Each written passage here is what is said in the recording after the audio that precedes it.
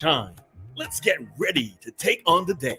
Activated Mornings on WEFM 99.9 is on now.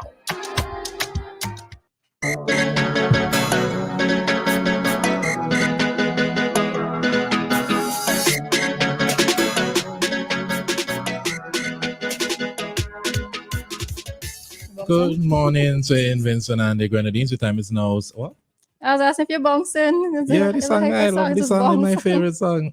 The time is now 7:16 a.m. Good morning to everyone getting ready this morning. To everybody on their way to work, on their way to school, everyone within the sound of my voice.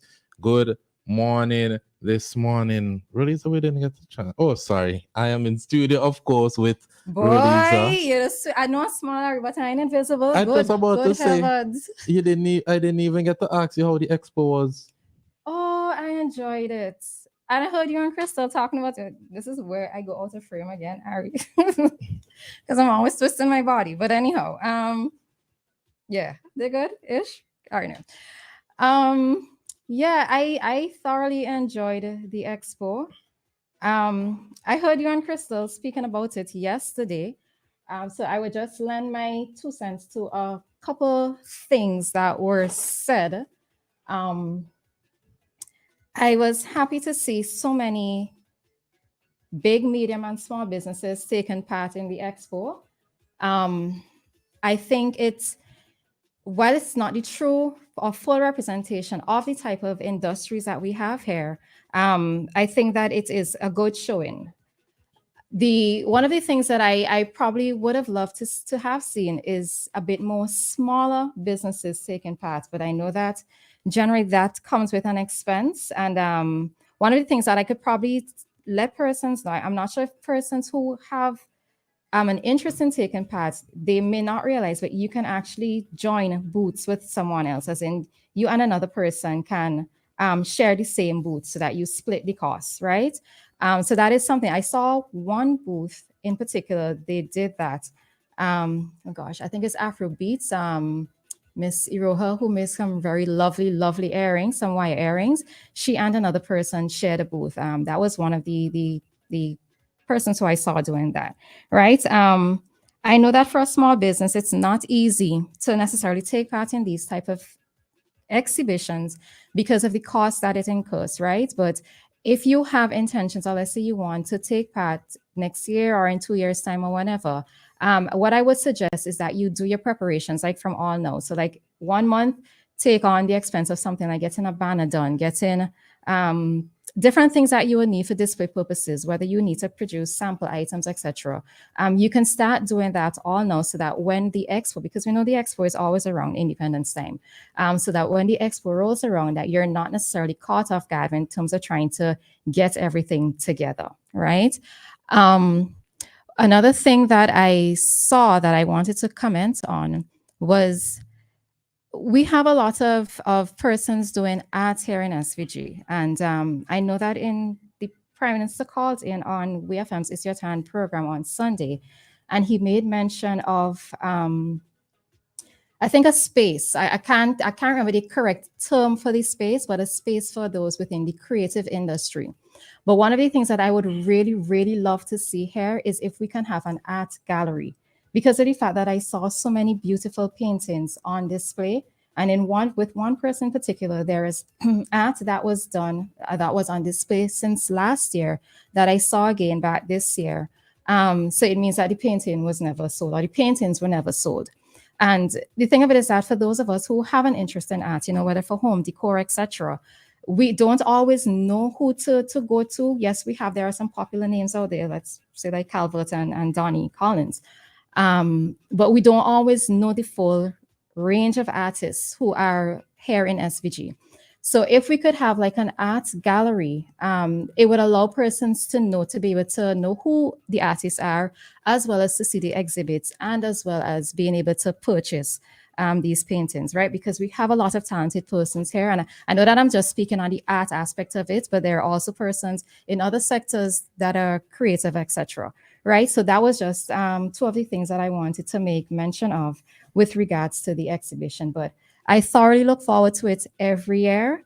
And it can only get bigger and grow from strength to strength. I also didn't enjoy the inclusion of the Guyanese products. Now, I know that it was a topical issue in terms of persons wondering why for Vinci Expo, the Guyanese products were there, but it was a Vinci Plus Expo. And maybe by extension, and yes, Ari, I know you asked me one question and I'm going off on this topic, but anyhow, the thing of it is that I know that persons were speaking about the inclusion of the Guyanese, but what it is that I probably would like to see at some point in time, where possible, maybe there could be a trade expo for OECS countries or even CARICOM itself, because we can't be so insular in our thoughts in terms of saying that it should only be Vinci products, because as mentioned by both you and Crystal yesterday, we have products here in SVG that we would like to have on display for or being sold to other territories.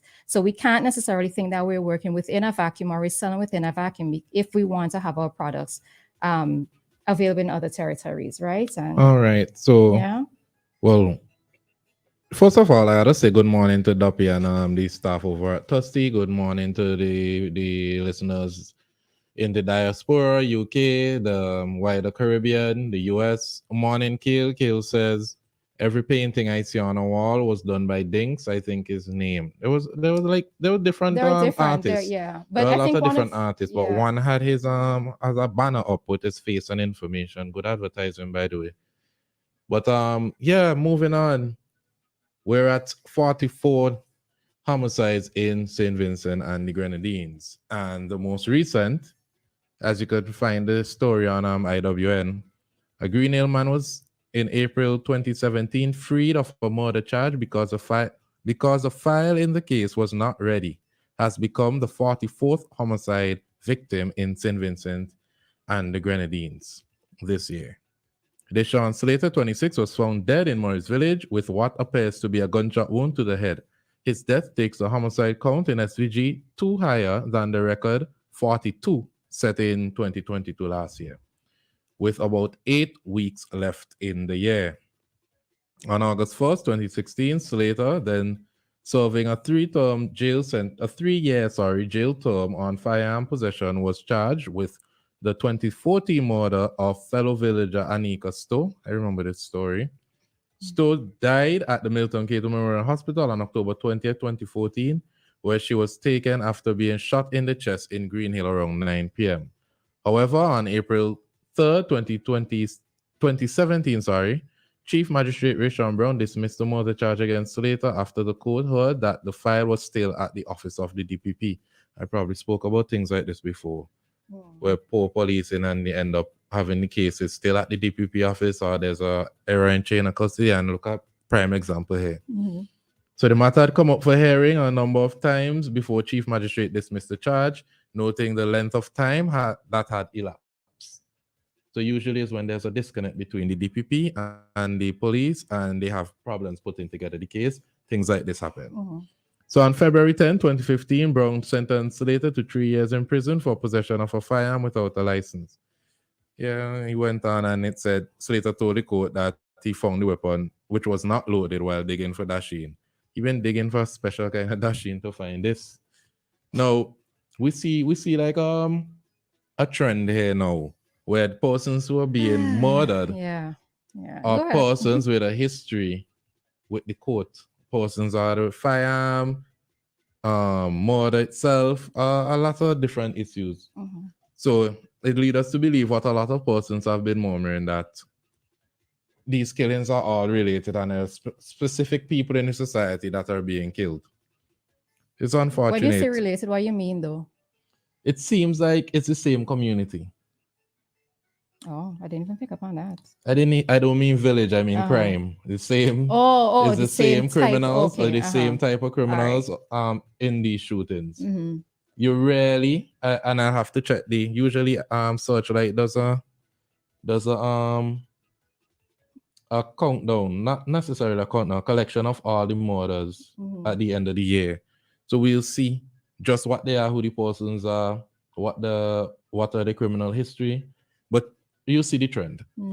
The other court case that was very interesting to me. Well, let's take it one. We're going on to the other one. Okay, I didn't know you had something to Yeah, say no, about this. I think what is of interest to me here is and if I'm not mistaken, it's the third type of murder that we're seeing happening for the year, where it's quote unquote I don't want to call it vigilante justice, but persons who were or it's alleged. Let me put it that way, because he wasn't convicted. It's alleged that they were involved in criminal activity and they lost their life. I remember, I think the last one that I remember was a story where an individual was set to go to court on the Monday, and on the Saturday he was killed. In that story, if I remember it correctly, he was to go to court for being charged with rape of, I think it was his cousin. And yeah, so he was to go to court on the Saturday, on the Monday, but on the Saturday he was murdered. So it's not that of course we're not condoning vigilante type of justice, but this has been the third such incident that I'm seeing for the year. I think the other one was someone who came out of jail as well. He did do his time in jail, and not too long after, or maybe sometime after, he was also murdered as well. So Sometimes I know it's bad to say, but sometimes I'm not even mad at that. well, there's things that you say in your mind and things that you say on radio, and I think persons, no, I'm not in reference to you, because you are free to express your opinion, right? But it's as I said, it's just a trend that I have observed. This is the third such incident that I've noticed, and I am not sure if using the word trend is correct, but it's just the third such occurrence that I've noticed for the year, right? And I would leave it at that. Yeah, I'm not saying that people need to go out and become Batman in these streets and be killing people, but it has to be frustrating. This guy was charged with the murder of Anika Stowe. And then you hear, oh, well, because the file is still at the DPP, we can't go forward, he's free. Yeah. This person has family, this person has friends, this person has a community. There are people that care about some of these people. So I am not, I understand, I empathize. All right, cool. Yeah, well, roughly 2 minutes left. I wanted to touch on this story with Adriana King, the teacher that being charged with obstructing the PM during the protest back in 2021. Well, we don't really have much time to really discuss it, but I just make a note. Maybe we'll touch it on the next segment. But her lawyer is arguing for discontinuation in a case because the case keeps being changed. The charges in the case keeps being changed. It's obstructing the prime minister, attempting to obstruct the prime minister, and what was the last one now? Being a stranger with intent to commit an offense, obstructed the prime minister's obstruction, attempted, and then back to obstruction. It's very interesting, and I'm wondering why this is happening. And this case has been going on for 2 years, as the lawyer pointed out, and the teacher has been on half pay during this court process. So that's 2 years on half pay for obstruction, then attempted obstruction, then obstruction. What is the charge?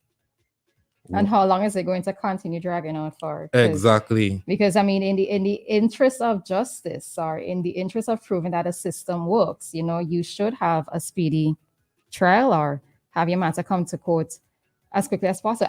What's interesting? I always find it, that story that we spoke about last week with the sister in the hot water. Like, not too long after the incident happened, she went before the court. So there are some stories where you see things happen very quickly and then. Yeah, but that's a small matter. This is the prime minister, so they have to make sure all their ducks in a row. Well, I could see the difference here. Good morning to Erica and Saber, always tuned in.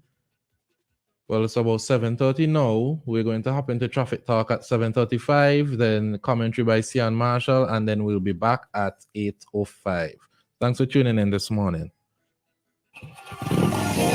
Let's get ready to ride! Act now!